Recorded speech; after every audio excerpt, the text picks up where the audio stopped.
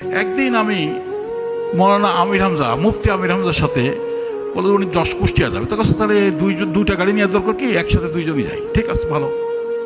আবার আমি তো আকিস সাহেবের ছেলে নাকি, আমি তো সবাই আপনারা জানেন আমি আকিস সাহেবের ছেলে, তো ফ্যামিলির একটা সুনাম আছে, আমি নিজেও ডাক্তার ভালো ছাত্র ছিলাম, সব কিছু ঠিক আছে।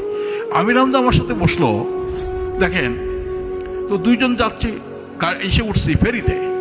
আমির হামজাকে সম্মান করার জন্যে কত লোক ব্যস্ত, নিজের মনে হলো আমি একদম গলা টিপে মাটি বেড়ে ফেলাই।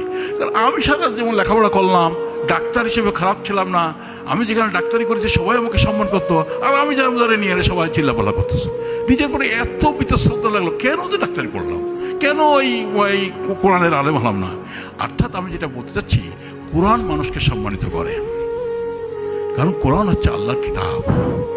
কোরআন হচ্ছে আল্লাহর কিতাব। যে কোরআনকে নিয়ে চলবে, কোরআনকে যে নিজের জীবনের লক্ষ্য হিসেবে গ্রহণ করবে, সে এইটার জন্য সম্মানিত হবেই, এ কোনো সন্দেহ নাই, কোনো সন্দেহ নাই। এটা নিয়ে যদি সে সন্দেহ করে তাহলে সে ভুলের মধ্যে আসবে।